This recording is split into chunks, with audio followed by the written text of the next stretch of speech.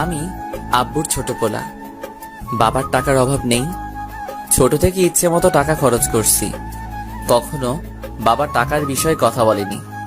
ফ্যামিলিতে সবাই আমাকে ছোট সাহেব বলে ডাকে। আমি এবার ইন্টার সেকেন্ড ইয়ারে পড়ছি। এবার আসা যাক গল্পে। শাহাদাত কাকুর দোকানে বসে চা খাচ্ছি। হঠাৎ বাসা থেকে বড় ভাই ফোন দিল। আমি ফোনটা রিসিভ করেই, হ্যালো। শুভ, কোথায় তুই? চার দোকানে চা খাচ্ছি। কেন, কি হয়েছে? তাড়াতাড়ি বাসায় আয়। পারবো না, এখন আমার একটা কাজ আছে। দেখ ভাই, আমার রাগ করিস না, তাড়াতাড়ি বাসায় আয়। আচ্ছা, আসছি বলেই বাইক স্টার্ট দিয়ে তাড়াতাড়ি বাসায় পৌঁছলাম। বাসায় ঢুকেই আমি অবাক, এত মানুষের হইচই কিসের? আর বাড়ি এত সুন্দর করে সাজানো হচ্ছে কেন? আমি কিছুই বুঝতে পারলাম না। সোজা ভাইয়ের রুমে চলে গেলাম। ভাইয়া, কই তুমি?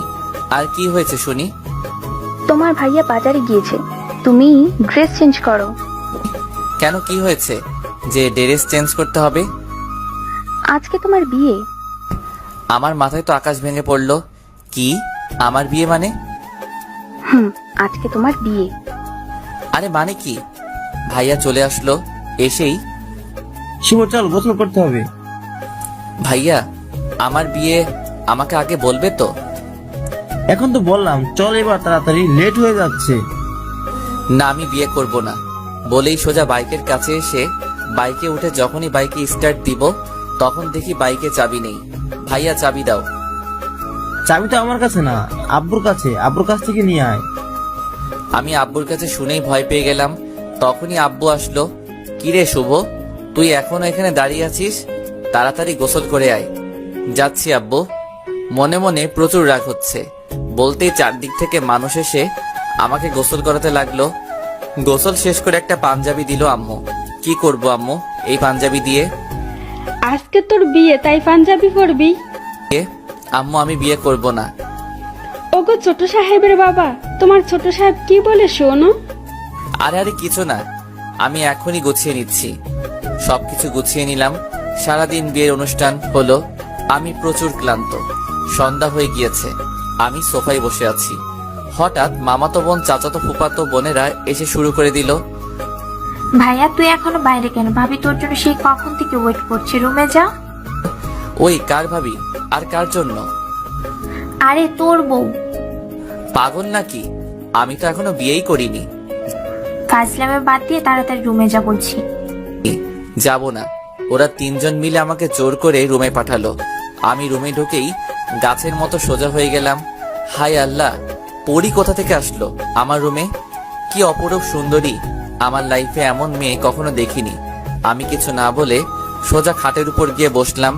যেই না বসলাম, আমার বউ আমার কলার ধরে কাছে টেনে নিয়ে, ওই এত সময় কোথায় ছিলেন?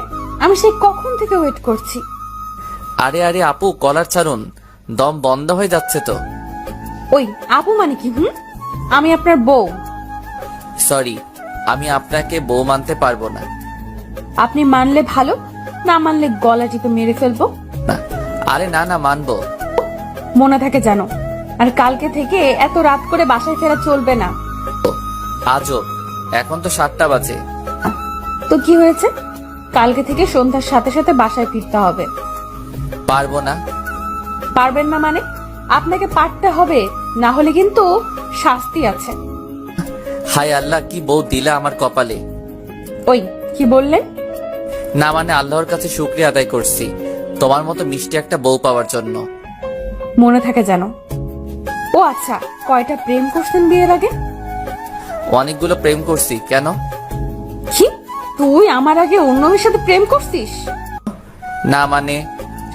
মানে মানে করবি না? আমি এত স্বপ্ন দেখেছিলাম আমার জামাইকে নিয়ে, আর তুই আগেই প্রেম করছিস?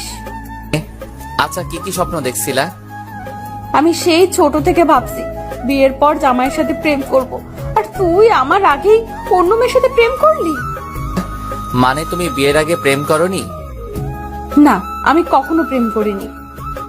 ওয়াও, অসাধারণ। কি? শোনো, আমিও কখনো প্রেম করিনি। ছোট থেকে একটা কথাই ভাবছি, বিয়ের পর বউয়ের সাথে প্রেম করব। বিয়ের পর নতুন ভাবে জীবন শুরু করব। একটা মেয়েকে নতুন ভাবে চিনবো, জানবো। সত্যি বলছেন আপনি প্রেম করেননি?